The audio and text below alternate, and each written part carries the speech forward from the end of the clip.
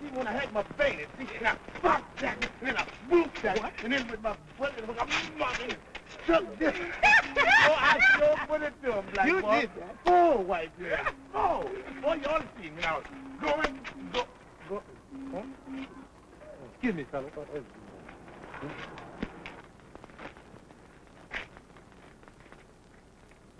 What you want? What's the matter, Tom? Ain't nothing the matter. You puffed up because Sissy put you down for a 10? Is she done stuck me for a 10? Yes, on that school subscription. Is that what you two was talking about all that time over at your house? Exactly. The proposition is this. Yeah? I've made a deal with Henry Hooker, the banker, to buy the Tomwood place south of town to build a school on. So I've raised $100. That is, when you kick in with that 10 Sissy put you down to pay. Oh.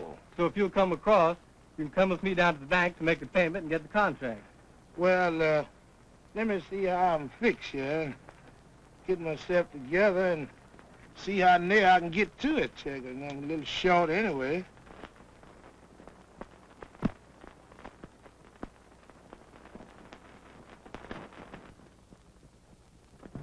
Oh, hello, boys. How you doing, Mr. Hooker? Hi, how you doing, Mr. Hooker? I just listened to a sermon on Christianizing Africa by the Reverend Blackwater, a preacher who is truly a man of God. We must help men like Reverend Blackwater bring these heathen savages into the faith of God. Amen. Very true and very fine, Mr. Hooker. But what about the black heathens of the South? They're both civilized and Christianized, yet live a life of misery in many places. Hooker's been included until it's pitiful to behold. What about it, Mr. Hooker? That may not be your burden, you an American citizen, but it's somebody's burden to try to improve this condition. And I have therefore dedicated my life to the task. Accordingly, I'm here to see you about that deal. You came to see me about that land, Peter. That's it. Well, I'm very sorry to tell you, Peter, but you're too late for the Tomwood place. How's that? Why, I bought the land. Yeah, but you paid nothing for your option on it, Steiner. Well, I had a clear-cut understanding with Mr. Tomwood. I'll go see Mr. Tomwood.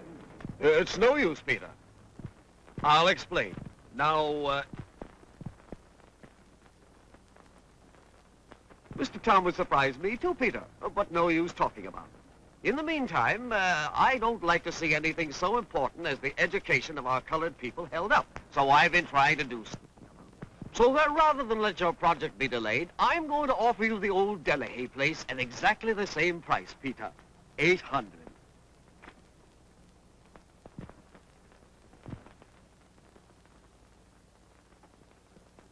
$95, $96, $97, $98, $99, $100. Oh, thank you, Peter. I like a man of decision. Here's your deed to the Delahaye place, and the deal is closed. Yeah. Good morning. Goodbye, sir.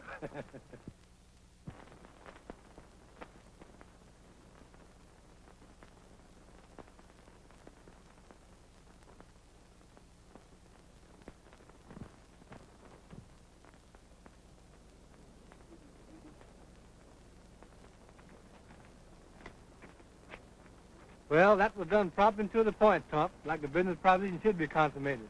Should be what, brother? Well, it was quick, all right.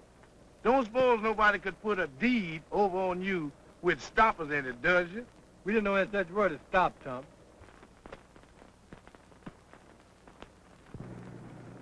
Now, Peter, I know what's the matter. I didn't do you right. Why did you turn down my proposition, Mr. Tomwood, after we had agreed and drawn up the papers? Well, I had to do it, Peter. Why, Mr. Tomwood? A white neighbor of mine wanted me to. Who, Mr. Tomwood? Henry Hooker talked me into it, Peter. It was a mean trick, and I done you wrong. Henry Hooker? You don't mean the cashier at the bank? Yep. There ain't but one Henry Hooker. He's the one and only. He told me if I sold you any of my land, that you all would put up a Negro school and bring in so many blackbirds you'd run me clean off my farm. Well, he said it would ruin the whole town. A Negro school would. He didn't talk that way to me. Naturally. Henry has a different way of talking to every man, Peter. In fact, he just sold me the old Delahaye place in lieu of the deal I missed with you. The Ellie did? Is that you, deed? Let me see it.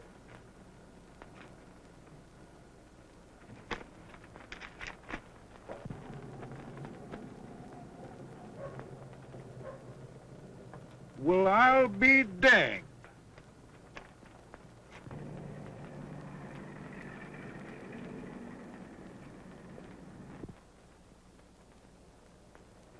That little old Henry Hooker always was a snake in the grass.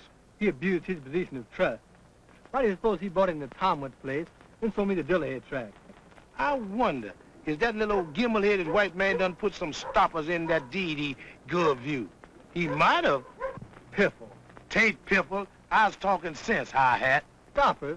What do you mean by stoppers? I mean Negro stoppers, you fool. Negro stoppers?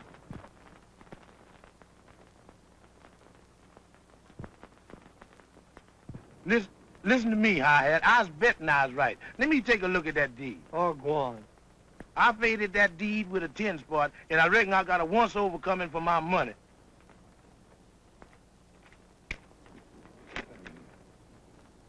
This agreement is made the day of the... Something's up. I saw Henry Hooker give Signer a paper. They met Tomwood up the street who took the paper, looked at it, said something, then handed it back and walked away. Then Signer and Tump had an argument, and now Tump's a reading the paper. Wonder what it's all about. $1 to a donut. That Henry Hooker's pulled a fast one on him. Well, let's have a Coca-Cola. It is hereby agreed that dash yam, a Negro stopper as sure as you is born. Let me see your mare's neck. It's there. Now I reckon you'll understand what a stopper is. Be it further understood and agreed that no Negro, black man, Afro-American, mulatto, quadroon, octoroon, or any person whatsoever of colored blood or lineage shall enter upon, serve, hold, occupy, reside upon, fill, cultivate said property, or garner, cut, or harvest therefrom any other use of fresh timber or implements thereof, but shall by these presents be estopped from so doing forever. Why, that can't be legal. Legal? Legal hell. Anything a white man wants to put over on a Negro and a hooker's business legal. Through all the schools clean up to Harvard. And then you let a poor white man like Henry Hooker put a fast one over on you. Well, you fool. Yeah. Where you going? Then look at Peter. I advise you against anything you fix to do unless you ready to pass in your check. No, Peter. Here you've been investing in Real estate.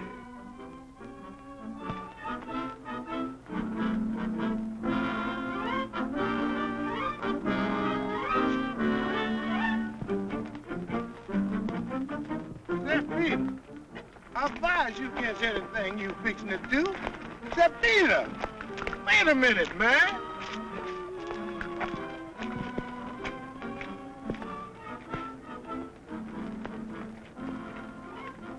Mr. Hooker, Very busy now, Peter.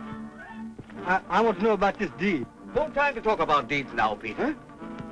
But there's a clause in this time to color people occupying the place. Precisely. What about it? According to this, I can't establish a school on it. You cannot? Then what can I do with it? Silly. I'll give you $10 for the option you hold in it. You mean you're willing to give me only $10 of the $100 I paid you not an hour ago? I'm not willing to give you anything, Peter, but I'll do so just to wipe the cloud the deed I gave you holds over it. I won't trade. You cheated me. Here's your deed. Stop there, Peter. smell. Oh, Peter there won't stick to his bargain and is walking away with $100 of the bank's money. Sick of your deal, Peter? Well, what you want done, Henry? Oh, nothing, I suppose. The signer was excited. You know how a Negro is. We can't afford to put every one of them in jail that breaks the law. And let me give you a little friendly advice. I'd just run an ordinary school for Negroes if I was you. This higher education that you have don't seem to make you any smarter when you come back than you were before you went away. Bobs, that was a great sermon the Reverend Blackwater preached. It made me want to help according to the Lord has blessed me. Couldn't you spare $5 to go along with my contribution?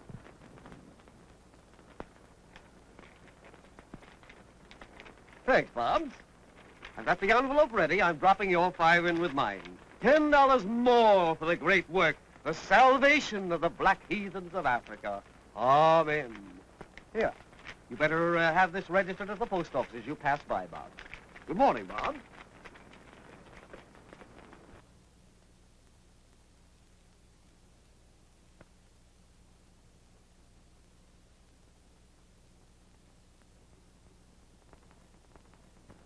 It brings out what most of we Southerners argue, that you can't educate a Negro.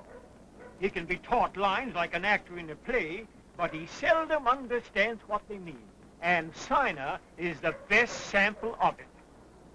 Hooker sure pulled a fast one on him. He'd have a hard time living that down in Hooker's Bend. Negroes ain't got much confidence in each other nohow. And this'll about wash educated Negroes up as leaders with them. It'll limit them to preaching and teaching. And I reckon this'll about finish Siner's theory of higher education.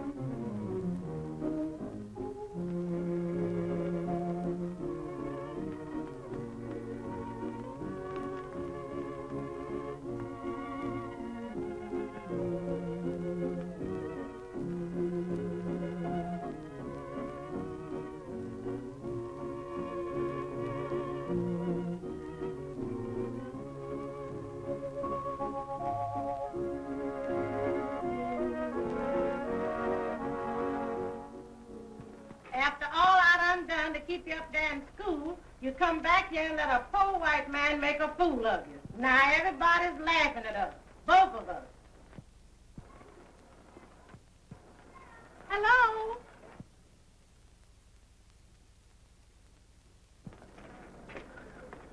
Hello, Sissy. Hello. Would you come in? Here's some cookies, Mr. Siner. I thought you and Aunt Caroline Yeah, I imagine they's for me. might like them. Sonny don't want no light-fingered husband running after my son. And the whole Daldine family of there watching. Won't you come in?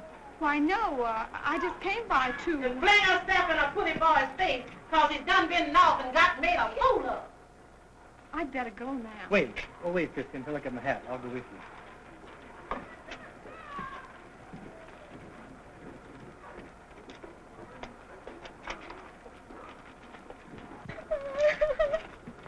Poor dear. I'm so sorry.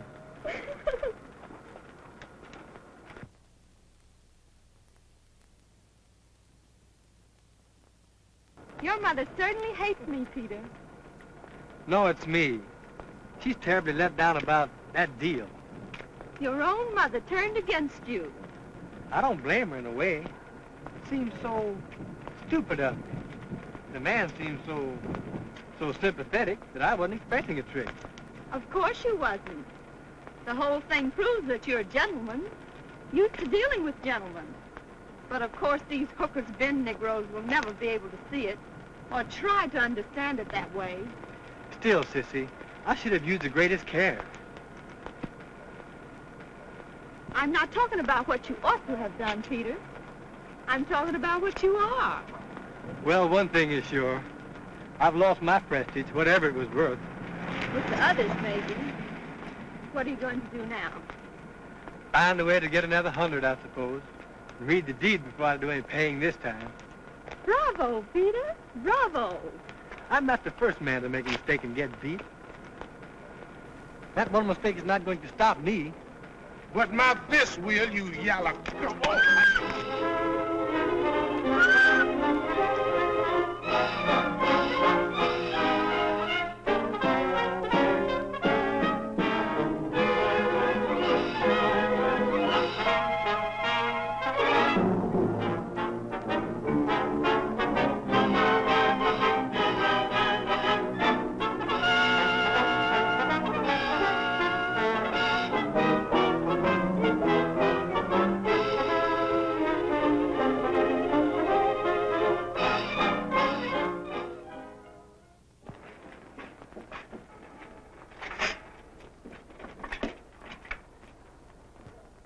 I clap, oh God, you ain't home a week before you're fighting over a yellow hussy like a roustabout. But, Mother, Me sweating over the wash tub so you could go north and learn a little sense, only to see you come back home and start chasing a dirty yellow hussy. Oh, Mother, I was only walking home with Miss Dildine. Miss Dildine, if you mean that stuck-up yellow fly-by-night hussy, then say so. Don't stand there mouthing Miss Dildine. Oh, my boy, my son.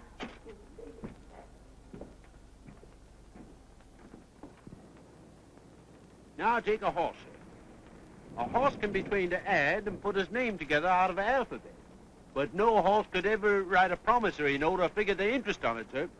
I can't see no need of going to school like that, then coming back and letting a white man teach you out your hiding talent, then let a black man beat you till you got to kick him in the spivet.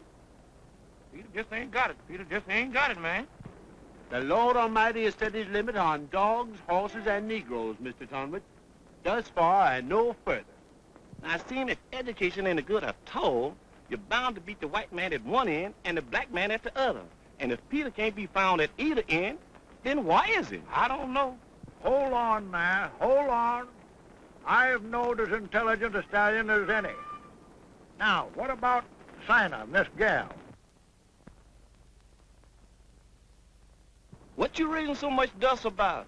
Did you think it was Henry Hooker to live in that land you bought? What are you talking about? Does that ought to dust return it? By the way, Peter, you haven't happened to see Tunk back, has you? Is he borrowed a gun from you? Huh, that's funny. What's funny? I mean about Tunk. Oh, yeah, Tunk. I thought he must have borrowed a gun from you, 'cause he left Hobart's corner a while ago with a great big 45, whying where you is. Maybe that am Tunk now. But I guess I was mistaken. Tunk did start over this way with a gun, sure enough. He met Dawson Bob on the way, and, Where is he now? Locked up? No, not just exactly. All right. Not exactly what did happen. This, Mo Throckmorton had been trying to hire Tunk to pick cotton. Offered him $3 a day. But Tunk had just thrown 4 naturals and wouldn't go. So then he gets arrested for carrying concealed squint jewelry. Now Thornton Martin have got him working out his fine and picking cotton for nothing. So long.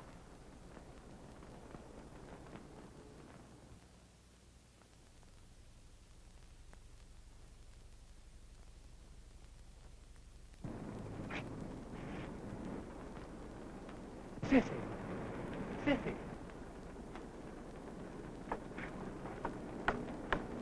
Oh, Peter, come around here.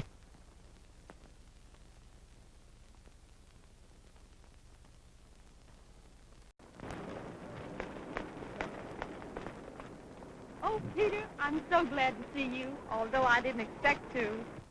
Thanks. I came by with news. Bad news, I'm sorry to say. Oh, Peter, what is it? You haven't been... Not that again, Peter. Oh, no, Sissy, not that. Of course not that. But it's about Tom. Oh, Tump. Well, what about him? He's been arrested. What, again? But that's not fair. Please come in. Then you can tell me all about it.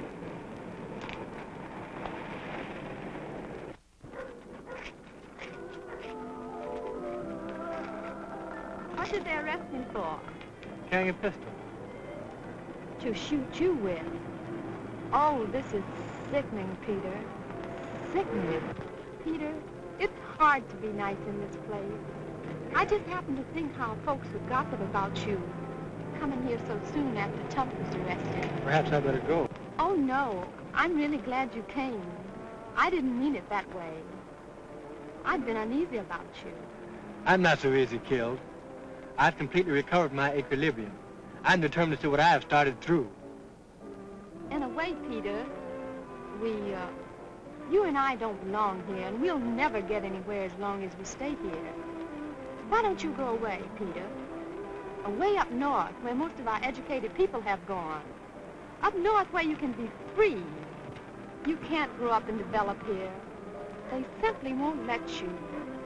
And especially now when everyone doubts you. If you go north... What about you, Sissy? Oh, I'm a woman. We haven't the chance to do as we want to. Then you're going to stay here and marry Tom? I don't know what I'm going to do. God help me. You don't care for Tom?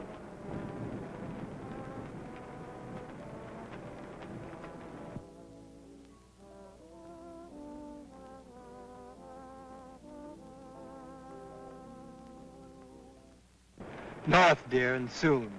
Just you and I, Sissy. You and I. Oh, I'll be so glad, so glad, so glad.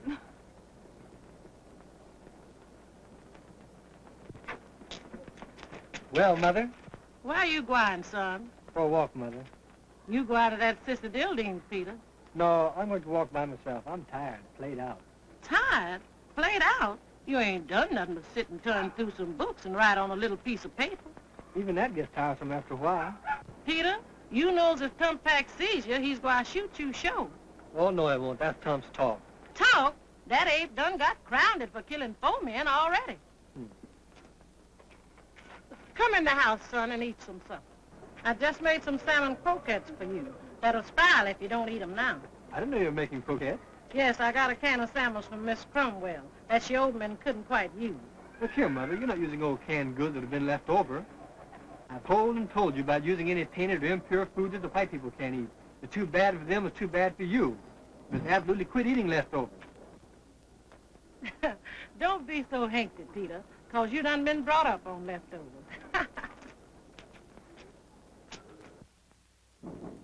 Is that you, son? Yes, it's me, Mother. What's the matter, dear? Are you sick? I ain't feeling so well. It's my stomach. My mother, you are sick. What can I do? Here, fill it from the kettle.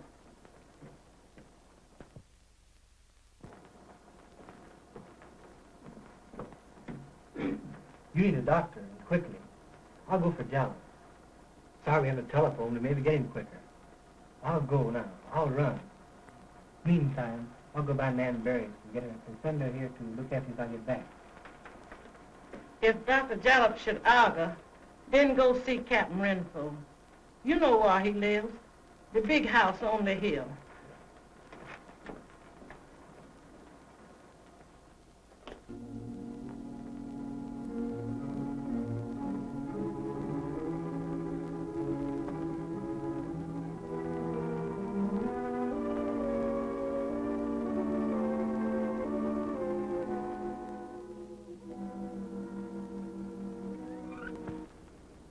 My mother's sick, Doctor. Who is it? Caroline Sanders. She's been taken suddenly with... The fat negress who lives in a three-room house on 12th Street, didn't she? I'll show you the way. No, Caroline Siner owes me a $5 doctor bill already. Our county medical association has made a rule that no Negro should... But great heavens, Doctor, she's dangerously ill. She might die. I'll pay you. Have you got the money there in your pocket? No, but I can get it. Yes, you can all get it. I'm tired of you Negroes running up doctor bills nobody can collect. You never have any money. Your wages are never large enough to garnish she. No, I'm not going. If you want me to visit her, go get $10. 5 to the old debt, the balance for this visit, and I'll... If Dr. Jalop should argue, go see Captain Renfro.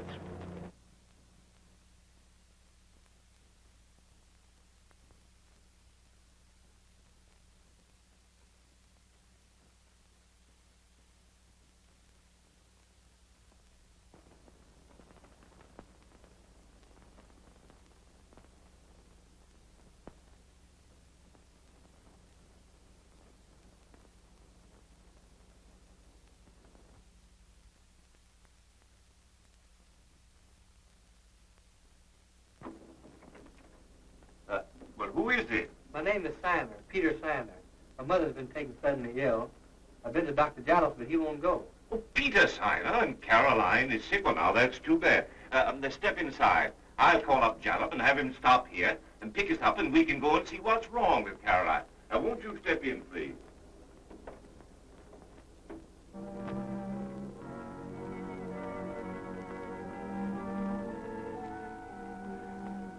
She's mighty bad, Doctor.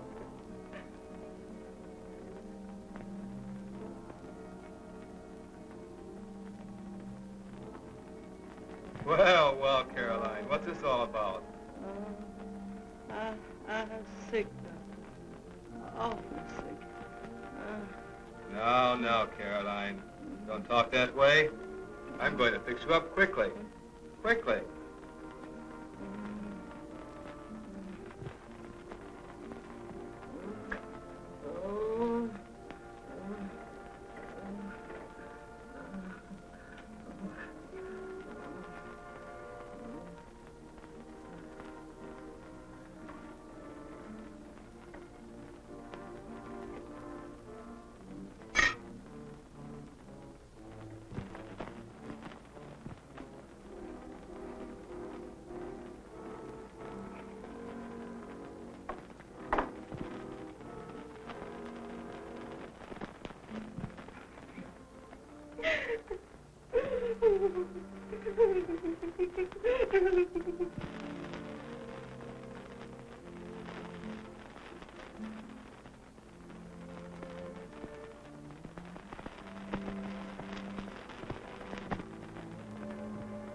So that's why I cannot marry you, Peter. You mean morals? I see. I was stupid.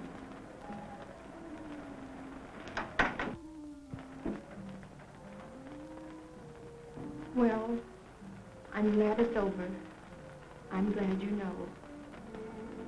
You see, Peter, if you had been like Tum Pat or Wince or any of the other boys around here, it wouldn't make much difference. But you went off and learned to feel and think like a white man. You changed your code, Peter. I don't think that was fair for you to go away and change your code, then come back and judge us according to your new code. You see, Peter, we couldn't change ours. We had to stay here. And we couldn't change ours. If you didn't know anything about my code, how do you know what I feel now? I found out the other night when you kissed me. It was too late then.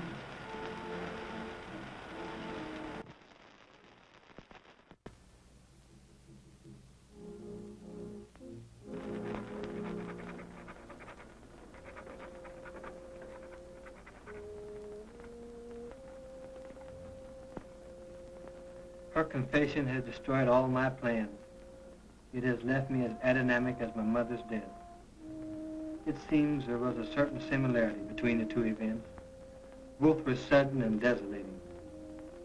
And yet, as my mother had vanished utterly from my reach, so now it seems that Sissy is no more. Sissy the clear-eyed, Sissy the ambitious, Sissy the refined has vanished away. And in her place stands a thief, more than a thief.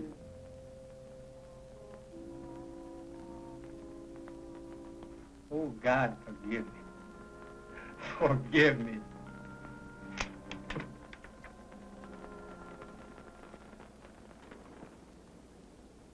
Well, you were deliberate in coming.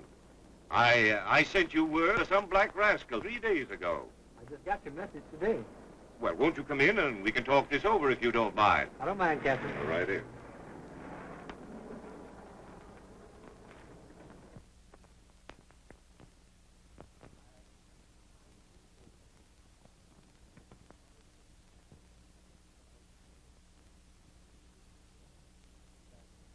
I'm growing old, and as a scholar and a thinker, I feel that I should give the fruits of my leisure to the world.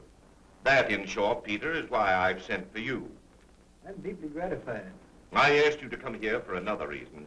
I need a man about this house. Now, that is one phase of the work.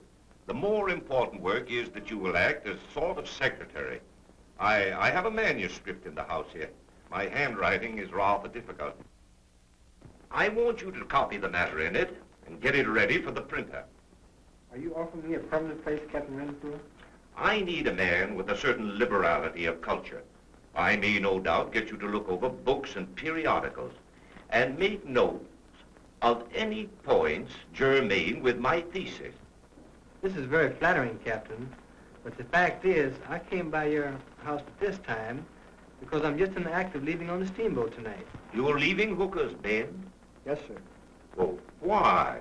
Well, my mother is dead. Well, I know, but Peter, your work is still here. A man's work, Peter, a man's work. You mean my school teaching? Peter, I want you to remain with me for another reason. I'm an old man, and anything could happen to me in this big house. I don't like to think of it. Then you mean you want me to stay with you until the end, Captain? That's my desires. And at my death, you'll receive a certain portion of my estate, because I have no other heirs. I am the last of the race of the Renfrew. Peter, the last.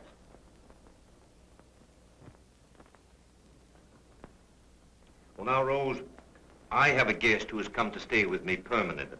He will perhaps wish his breakfast served in his room. He's in the East Room. Yes, sir.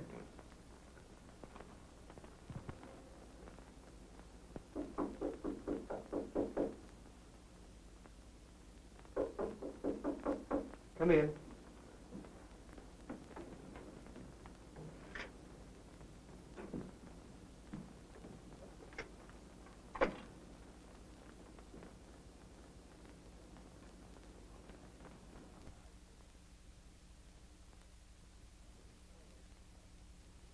Well, for Lord's sake, is I bringing this breakfast to a Negro?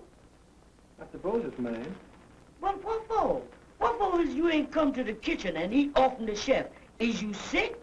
I've never felt better in my life. Then what the devil has I got into? I ain't want to work no such place. Canned breakfast to a beef of a Negro stout as a mule. Say, what you doing here anyhow? How come this? Now, Rose. I'm here to do some writing for the captain and other things. Well, for Lord, when spooks get to writing for white folks, ants will be jumping for bullfrogs and having other Negroes wait on them. You just as much spook as I is. This is the last mouthful I fetches to you any other jigwalk Peter Signer. You ain't no black Jesus, even if you is a woods calf. What did you say? You heard me. Yes, I did. And since I can't seem to get along with you by trying to be nice and considerate, I'll... Well, it looks like Peter put something over on Tom. Maybe an education does help a Negro some, after all. They're telling around town how Peter's gonna marry Tump's girl, while Tump's working out his fine up on your farm. And talking about Santa, they say he's living up at old Captain Renfrew's now. Yeah, old Rose Harp, it says, he's up there doing some kind of writing and living in one of the captain's best rooms. Yeah, that's true. But she could hardly make up a lie like that. Old Captain's getting old and childish, and that educated Negroes are taking advantage of it. If old Captain Renfrew wasn't the richest man in this town, we could make up some kind of a charge and take that Negro out of there. I'll tell you, an educated Negro is dangerous thing to have around. Get off of this line. It's an officer of the law discussing official business with an important man. Yeah, that's true.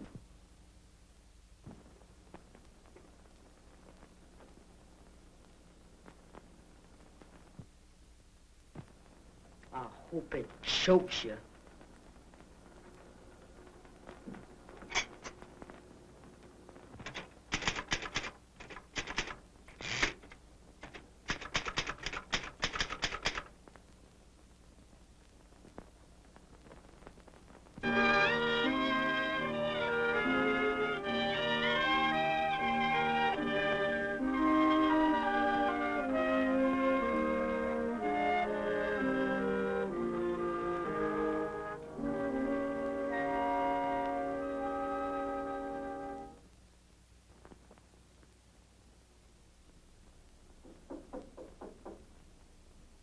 Come in. Captain Renfrew wants to see you in the library. When, right now? Yeah, right now. Everything he wants it now.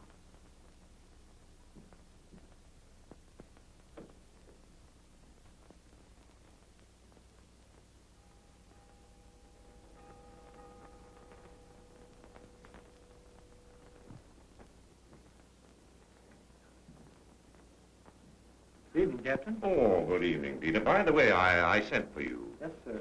I believe you wanted me. Oh, yes, Peter. Downtown, I heard a rumor, well, connected with you, that I don't want to intrude on your private affairs. Not at all, not in the least. But are you thinking of leaving me? Why, no, not at all. Who told you I was? Well, to be exact, I heard that you were going to marry. Marry?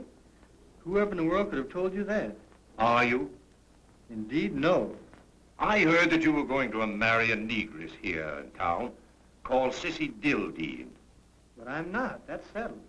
You say that it's settled? Yes. You had thought of it, maybe considered it. Well, at least that eases my mind. It eases my mind. It's not only the thought of losing you, Peter, but this girl that you're thinking of marrying is, well, let me warn you, she's a negress. A negress? I don't exactly mean a negress. She's a thief. And furthermore, she's not a good girl. I couldn't endure seeing you married to a thief. Yes. Yes, I've heard that before. Now, that's all, Peter. Good night. Good night, Captain Renfrew.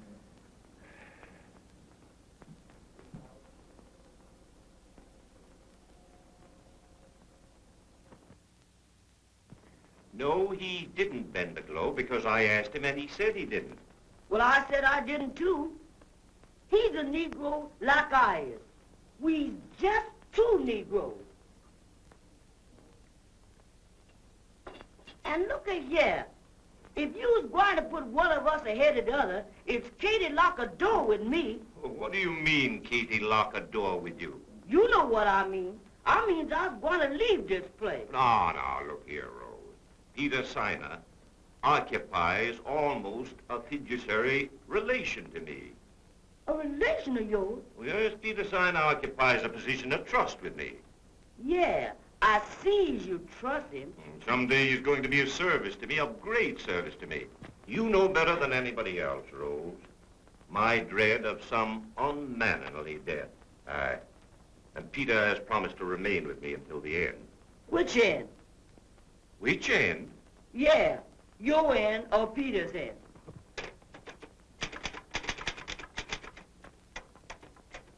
By every law of probability, Peter will outlive me.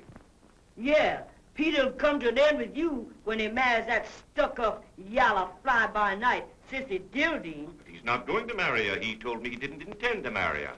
Good Lord, what difference does it make what Peter say? Ain't you found out when a he-Negro and a she-Negro get to peeping at each other, what they say don't live in the same neighborhood, but what they does? No, that'll do, Rose, that'll do. That's all I need of you.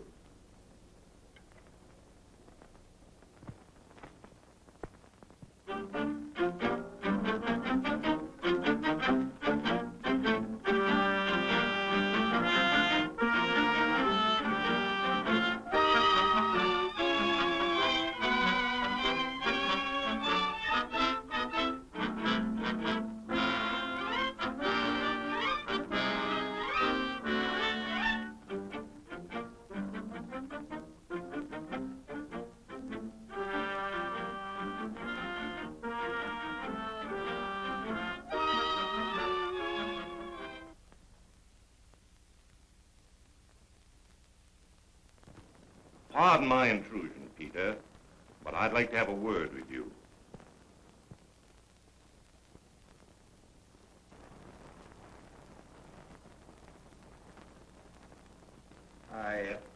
I've mentioned this subject before. Yes, sir. It's about Sissy Dildine. Yes, sir. You mentioned that before. Listen, Peter, you don't want to do what's on your mind. What's on my mind? Marry a negress. You don't want to marry a negress. Not marry a negress? No, Peter, no. For yourself, it may make no difference, but your children, think of your children. Your son's growing up under a brown veil, a veil that you can't tear off, that God himself can't tear off. Your children, Peter, your children's children. A terrible procession, stretching out, marching on under a dark shroud, unknowing. And all you can see, Peter, is their sad forms beneath the shroud, marching away to God knows where. And yet, it's your own flesh and blood. But, Captain, whom should I marry? No one, Peter. Let your seed wither in your loin. It is better that way. It's better.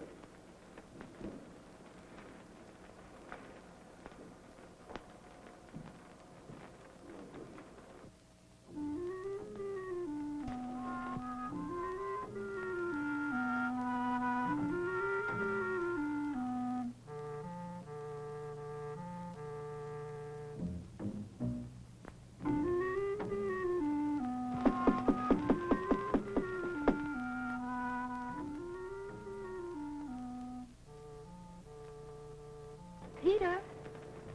Oh, Peter, may I come in?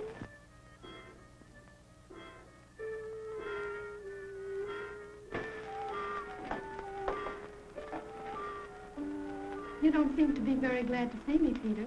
But I am, Sissy. Very glad.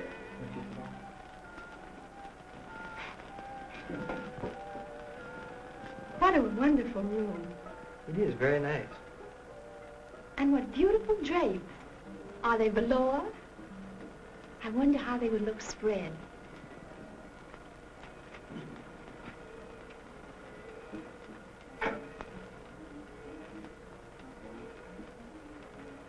Perhaps I'd better build a fire. Oh, no. I'm just going to stay a few minutes. I don't know what you'll think of me, Peter. I'm really glad you came. Are you, Peter? I really came by to ask you to help me. I want you to help me go away.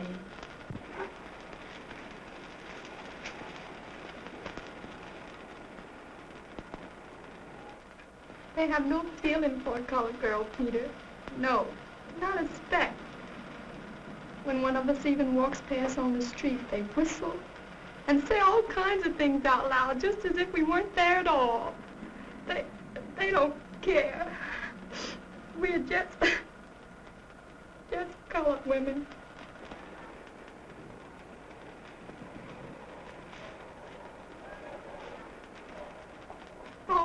Oh, they make you feel naked.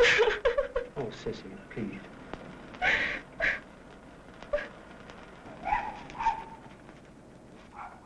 She's there, Mr. Bob. I just now see the gold in. All right, come on.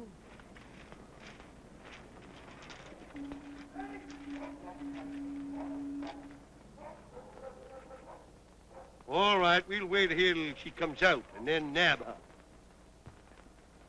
But I don't want to travel alone, Peter. I don't want to go away alone. You mean you want me to go with you, sister? Now listen, you black rascal. If that gal gets away from me tonight, there'll be a dead persimmon in the morning. Now get on up there, you baboon, and see if she's still there. Listen, Peter, I'm not the kind of woman you think. The whole town thinks. If I hadn't accused myself, we'd be married now. I've done some things that I regret and I'm ashamed of because I stole them. I stole the checker roaster and brought you something nice to eat in. And I stole a brooch because you said I needed one. And I wanted to look nice to please you. But that is all the sin I've committed. I raise my hand and swear that is all, Peter. But I know all Hooker's been is calling and pointing me out as the town's worst woman. And I can't stand it any longer. I've got to go away.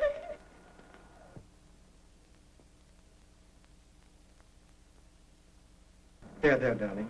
Sissy, darling, don't cry anymore. I love you, Sissy. I've loved you since the first day I saw you. If you had told me this before, that you had only stolen, we would have been married, and I would be helping you. I'm going to help you now, Sissy. The dogs is after me. The dogs is after me.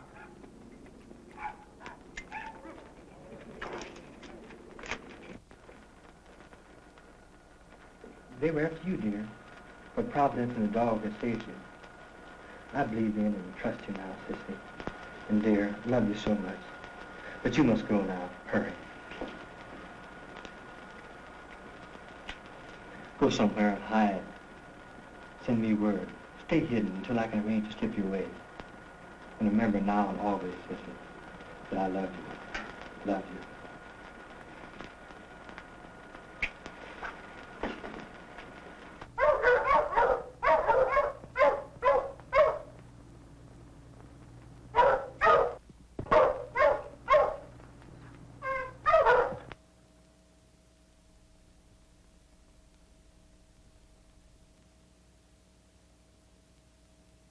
Turn around, fella, and beat it.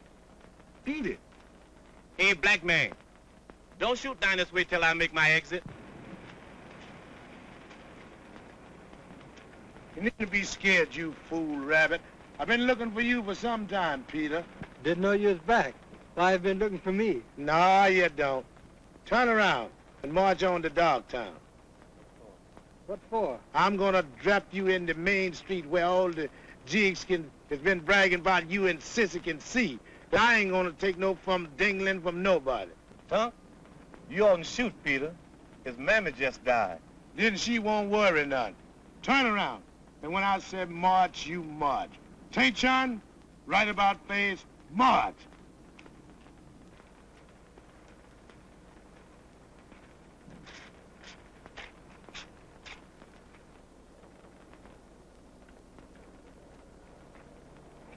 What do you do with a gun, Tump? I thought it was against the law to carry one. You can carry 'em if you don't keep 'em hid.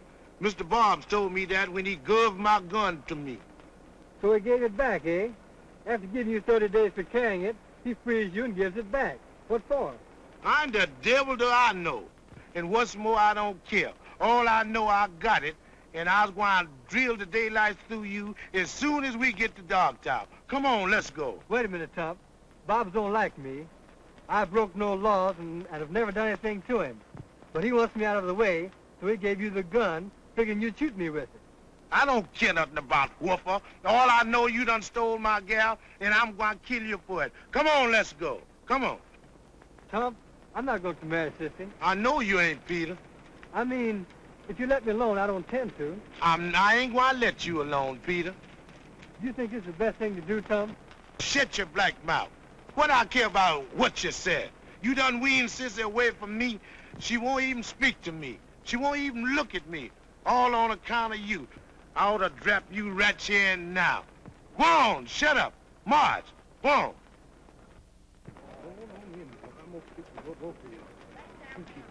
Go ahead. We're going on to town. We going on. Go on.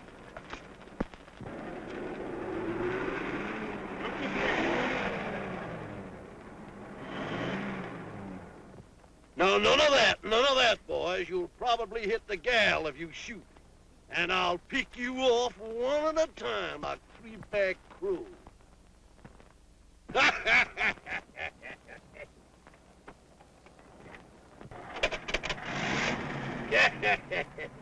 You're going up to the big house, gal. Peter, is Mr. Bobs done arrested Sissy? I don't know, Tump. Looks like it. For goodness sake, Sissy's arrested. Mine and your little deal's off, Peter. We got to save Sissy. I wonder what she done. She don't shoot crap, and she don't bootleg.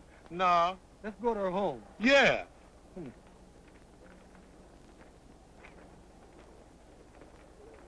I know she done something. I know she done something.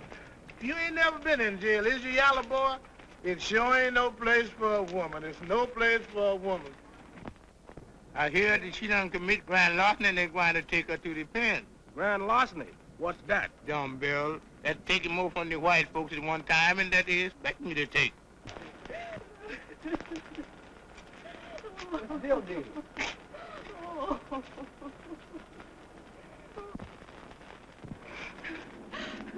She took a brooch. They kept her laying it around in her way. It was that Sam Birthright who did it. He wanted her to. Oh, Peter, it's too terrible to tell. Then last night, they had that old persimmon to watch her when she went to see you. They tended resting her then, but Sissy took the dog with her, and he run him away. But when she stole home a while ago to get a bite to eat, Persimmon was watching and runs and gets Bob. Oh, Peter, what'll we do? What'll we do, Peter? I'll save you, sissy. I'll save you, sissy. Don't be afraid. It's tough, and ours are coming. Attention! Right about face. Now, over the top.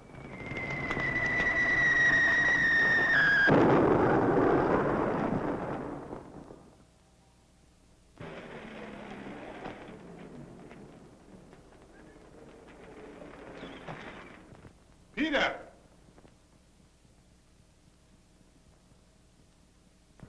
Accident up at Jonesboro last night, Peter. Yeah? Yeah. Tom Pack got killed. Jail delivered. Sissy Dildine escaped. But I'll get her, Peter. Dawson Boggs always gets his Negroes, Peter. Yeah, always. Now, me and the sheriff, we knew Tump pretty well. And we know he'd never figure out a scheme to free that gal like that. But we figured as how it might have popped into the head of an educated Negro like you, Peter. Yeah. If you're hinting at me, I can assure you I had nothing to do with it, or knew nothing of any such plan. I didn't know the girl escaped. You told me just now. Maybe.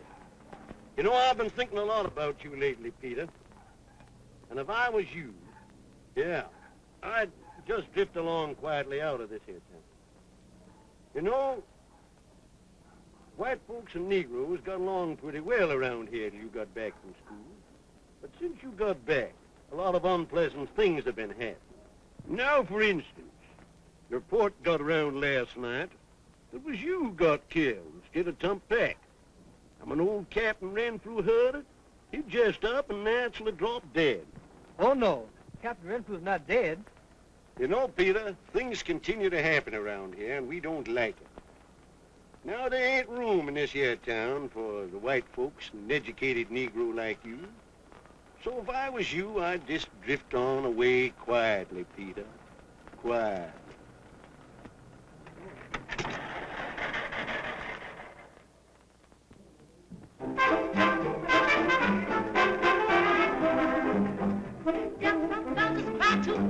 Deep blues the darkest heart too. When the moonbeams on the fire, the song rhythm was born. They praised the money for giving down was the Cinderella. Come on, a man killer, that's how rhythm was born. Everybody talking down about Swanee Shore. Cats are crying and saying praise, all but you got rhythm on. And can you feel the hot down? Who back moved to T-Town? I'll give you a heart so low down how rhythm was born.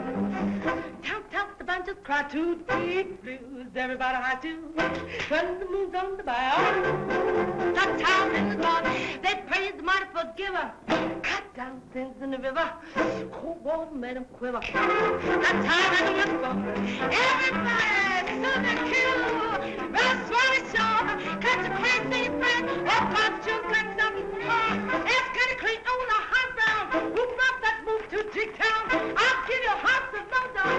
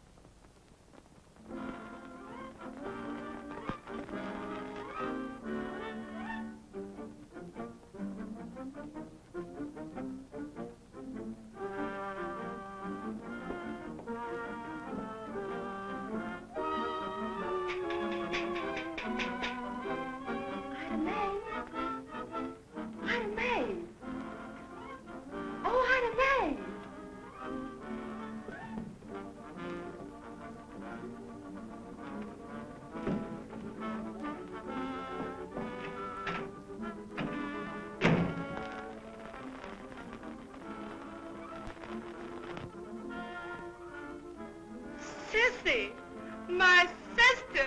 What on earth? Oh! Come inside.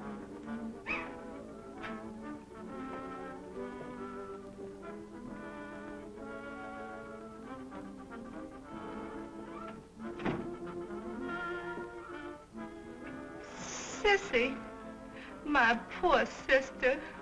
Whatever happened? How come you're here like this? I'm a thief, Ida Mae. I stole a brooch at Mrs. Arkwright's house. And when I failed to meet Sam as he asked me to, he swore out a warrant, and Bob's arrested me. They put me in jail.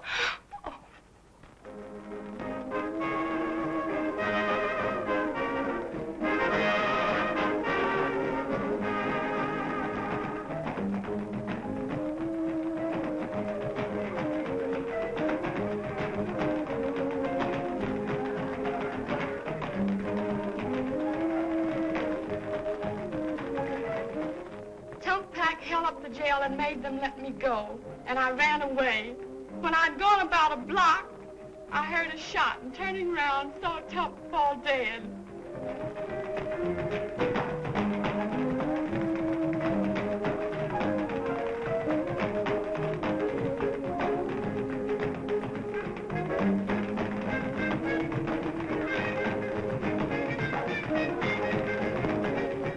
Warfields took me to the country and kept me hid for 3 days. Then one night I slipped out and saw the persimmon peeping through the bushes.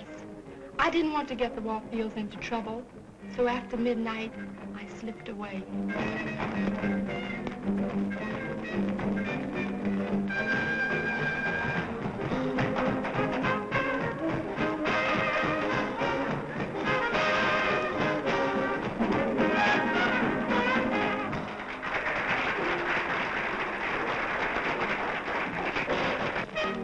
It was nearly sundown the next day, and almost starved, I went up to a cabin in the woods to ask for food. When about 2 miles down the road, I heard the dogs. The bloodhounds were on my trail.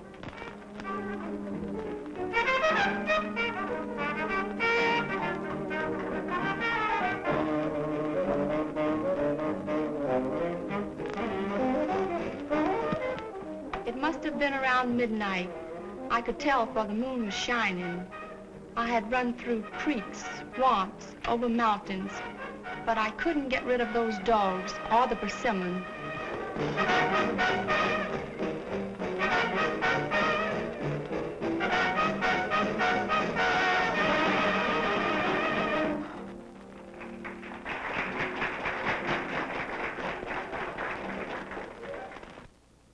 I decided to give up. It seemed so hopeless. But as I turned, I saw the ugly face of the persimmon rise up behind a bush, and turning, he calls loudly, "Here she am, Mr. Bob. I done caught up with her." I went suddenly crazy. I decided to run until I dropped dead, and turning, I flew. I don't know how far I'd gone when suddenly I found myself in the middle of a wide paved highway where I stopped. I heard a truck, and before Persimmon and the dogs could catch up, I looked. And the driver was Tump's brother.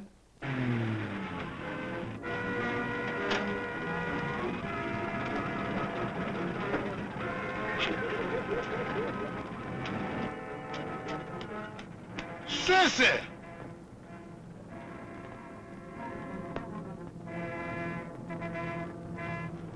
Why, you dirty... A dirty son of a gun. Well... he'll never betray another Negro.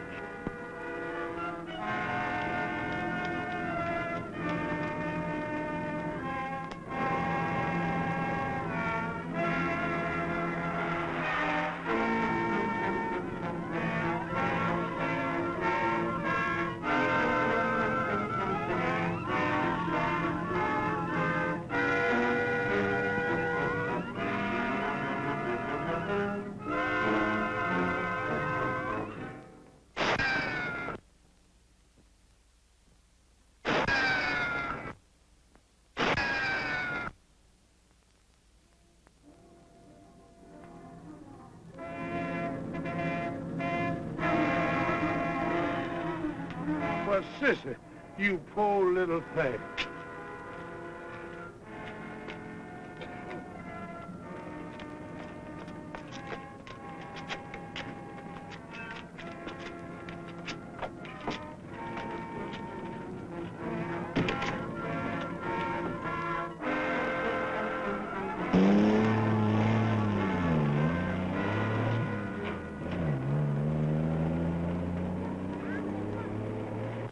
He dropped me off outside, but there's no use, Ida Mae.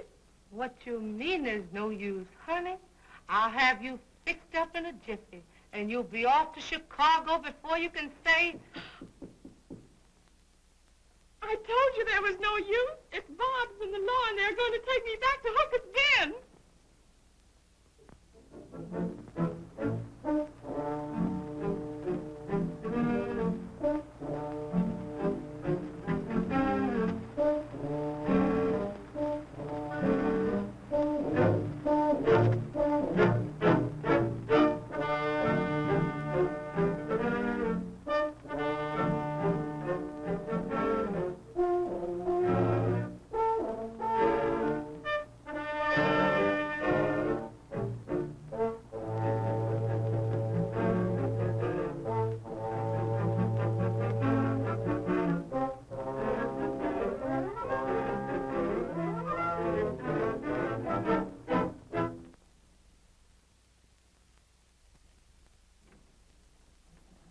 Peter.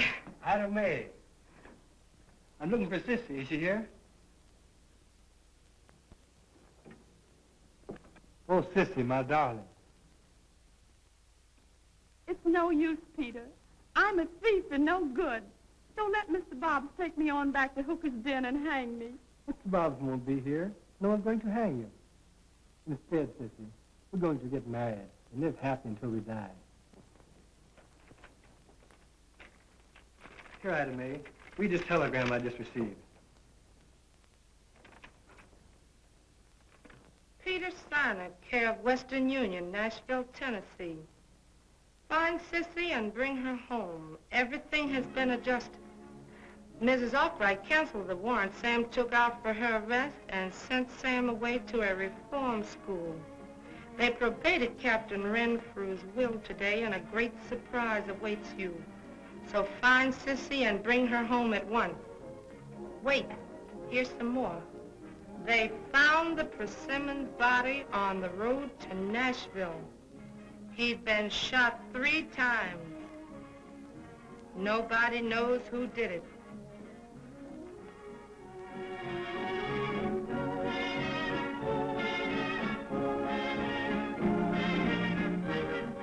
They're trucking. Let's be happy again for Sissy. Poor Sissy. Yes, Ida May. Let's celebrate for Sissy. Of course, she suffered so much.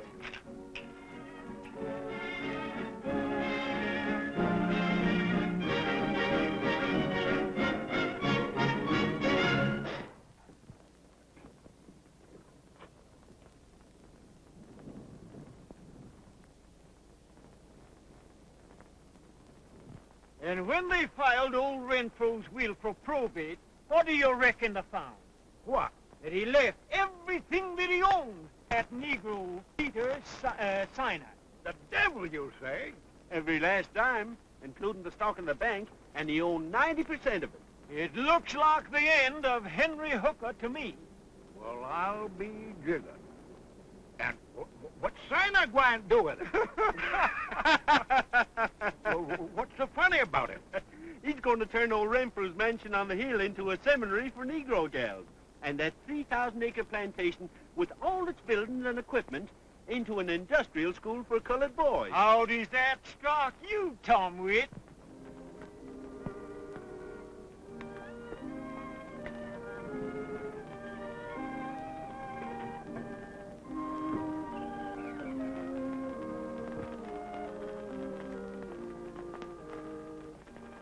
Well, dear, now that we're married and you're mine forever, we'll drive to Chicago for a brief honeymoon, then back here to begin our last work. Yes, Peter, dear.